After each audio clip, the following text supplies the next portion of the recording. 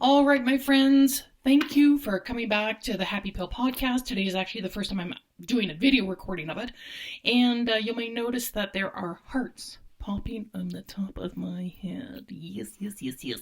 And the reason why that is because I haven't been on here for a little bit, for a few weeks, but I do feel that it's terribly important to create an episode, definitely right now with all of the stuff that's going on with COVID.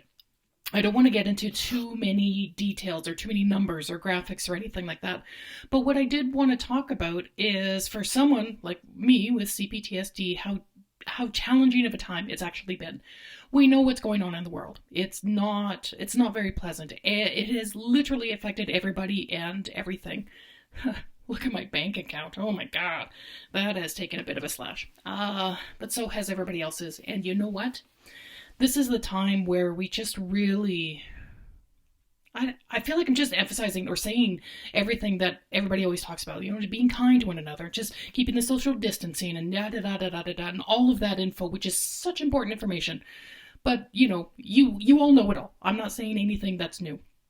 What I do want to say today is that for people like me and people like you who go through the depression and feeling depression and PTSD and CPTSD or, any kind of bipolar conditions or anything that's going to be dealing with mental health, this is a bit of a challenge, right? There's no lie about that. There's no getting away from it. It has increased in intensity. And if you are also empathic, like I am, then you will also be feeling the world's emotional state right now. And to say that it's heavy is a bit of an understatement, right? I think we can all kind of agree on that one. So for people like us who are dealing with mental health issues, it is a challenge. It is a challenge. So how do we, while we're going through this, how do we stay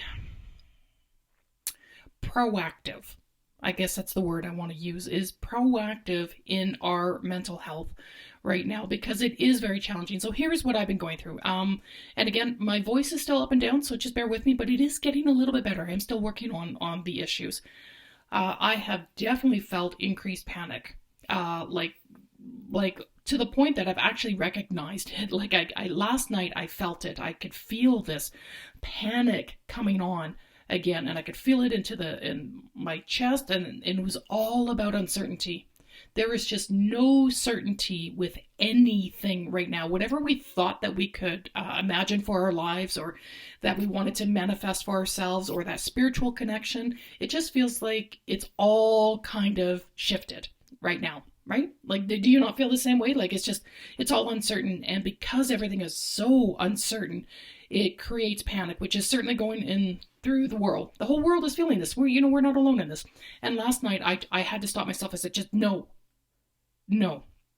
right? Because if I go down that road of panic, which I have had a lot more of lately, it's such a terrible feeling. I apologize, my microphone's going in and out, so I don't know what's happening there. Thank you for being patient with me. I know I need new equipment, and it's just going to take some time. That's what it is, because really now is not the time to be going out and shopping or going out and doing anything. So my panic has absolutely increased. The severity of the insomnia. Yeah, that's right out the window too. I mean, like any kind of sleeping is out the window right now. It is challenging. There's no word of a lie. I'm up till anywhere from 3 till maybe 6 in the morning now. And that's not just being up from 3 till 6. That means I'm actually already up that whole time. Like I'm not able to get any sleep, until 3 or 4 or 5. So it's really challenging, even with, taking some sleeping aids. It doesn't help. It hasn't been helping me right now. But you know what has helped, friends? Let's all just take a big exhale right there. That was greatly needed, actually. Is humor, right? Humor. It's amazing. Is it not amazing? It just blows my mind right now how people are coming up with just these ingenious ideas when they've been forced into a situation that they do not have control of, which is us. We do not have control over what is happening right now. So what we're doing is we're opening up. We're sharing more, we're contacting more, and being in contact. It's no longer at the moment feeling like, oh, a text.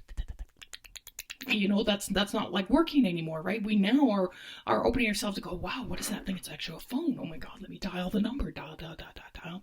Unless it was the rotary ones. You guys actually still have any of the rotary phones? Yeah. Anyway, we're talking again, right? We are opening up communications with our loved ones, with our friends, our family. And if you can't tolerate family, then okay, your friends, your dog, whatever, other people online, but we're making an active effort to make it vocal so that we can be heard, but also that we can be seen. So you're probably looking at this video right now. Oh, I still have hearts popping out of my head. That's awesome. Because we need more love. We need more self-love. And we're sharing that love verbally now with people as opposed to just an emoji, right? That's no longer just a heart, or, giving a little wink. How you doing? We're making this more proactive and making our contact tangible, even though it's online, which is important. And humor has becoming a part of that, because if you guys are like me, like we talked about before, I cannot watch the news right now. I literally will plummet emotionally by watching the news right now. And I understand it is very important information. It is very valuable information. So I'll log in when I need kind of an update, like what's happening, what is being closed, what's accessible, what isn't, what are the new protocols, what are the new strategies, things like that. I'll get little snippets of it, because to watch an entire program, it's way too much. It's way too costly on my mental health right now, and I can't do it. I just simply can't do it. So while we're in this, because we're more isolated than ever, and for people with mental health issues and depression, sadness, again, all the stuff I've talked about, this really can weigh on us. And I know it has for me, and where every day just feels so uncertain. Like I can't even create a routine because, we're so restricted. We have to be in our homes, which is understandable. We need to stay in our homes. And a lot of people are finding ways to utilize their home, whether as a gym or whether as some kind of art, recreational therapy. People are transforming their homes to make it almost enjoyable in a way. Not enjoyable, not to say that it wasn't enjoyable, but they're making it more active, right? Our home is now our home. It's not just a place that we come into and then we sleep, right? Because we're taking out food so much we don't even eat at home anymore, or we're constantly on the go. We take our phones and we're watching, shows on the phone. No, now you're at home doing that, right? So everything that's happening on the external level is really helping us get into the internal level for ourselves. As a depressed person, how do I go through this? Well, meditate. I've been meditating more. I've extended the length of my meditations.